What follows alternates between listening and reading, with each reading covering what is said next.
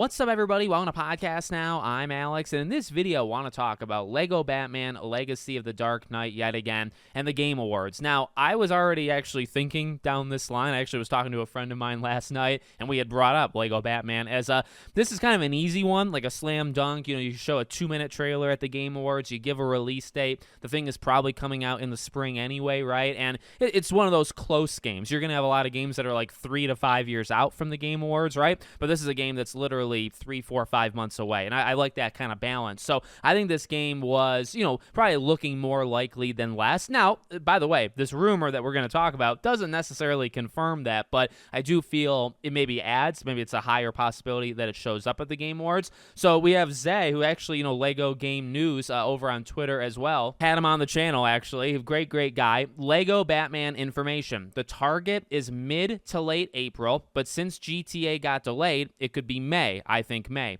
The next game is already in early works and will be similar to Batman, so it shouldn't be another 4 years for TT to release a new game. And then it even says, can't post this on the news account, so we just got to retweet and move on. Not sure why you can't post it on the... Don't be afraid. Go for it. No, maybe trouble, or maybe he's got inside sources. Look, the guy knows his stuff. I mean, I'm not going to say like we're personal, like we talk every single day, but he seems like a really good guy. He knows his stuff, and he was dead on the money, from his sources on the game's existence and anything about it, in that regard. So I'm going to believe him and go down that path. And, and we've talked about it. I think you look at when Lego Star Wars, the Skywalker Saga came out, how long it's been, the spring period, that April, May period. And as he says, I think you can work down that kind of rabbit hole of, all right, if it was planned for April, you're trying to get it out ahead of GTA. And that's your mentality, probably going through this year. And then GTA gets delayed, and then you think, all right, well, now we have a little bit more time to breathe. So if it's supposed to be the second week of April,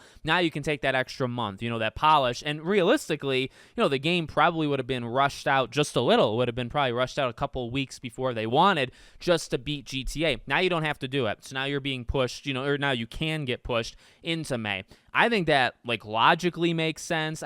You do have to kind of, I guess, believe originally that it was going to come out before GTA 6, but I think that's where the timeline becomes important, right? And the fact that this game really looks done. And, I mean, we've heard, obviously, rumors that it was maybe even supposed to come out this fall, and they pushed it because they kind of had the luxury to push it, right? Work on it a little bit more. So all of those, kind of seeds were already planted. I think it makes a lot of sense to connect it to the Game Awards. Well, like I said, I mean, if this game is an April, May game, and as he says, maybe it is just a flat-out May thing at this time, could you have a trailer at the Game Awards for a game that's 5 months afterwards? Yeah, totally. Again, I mean, we're going to see, we've seen games like Blade, we've seen Mass Effect 10 years before it's going to come out, right? Wonder Woman, which then died, all of these different games that are, almost decades, away from Wolf Among Us, which died.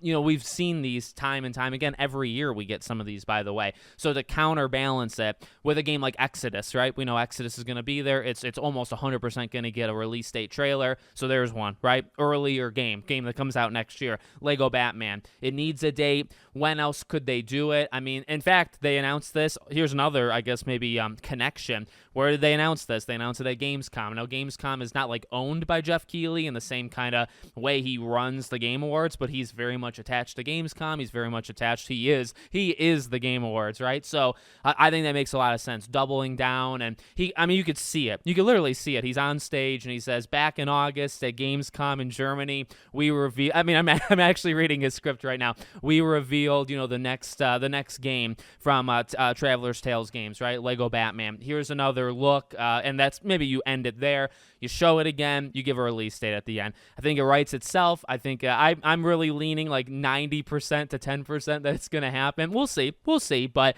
that is exciting. We got a lot of games coming out February. We got a lot of games coming out March. Not as many coming out in April, and then next to none May, June onwards. Those are months of next year that we need to start filling in, and I think that's where Game Awards comes in. That's where the Xbox Developer Direct, we'll have State of Plays and Nintendo Directs. We'll get those months filled in, don't you worry. But Lego Batman, I think, is going to be a pretty big one in that time period. So let me know what you guys think. Make sure, as always, you're subscribed to the channel, bell icon turned on, and I hope to see you all on the next one.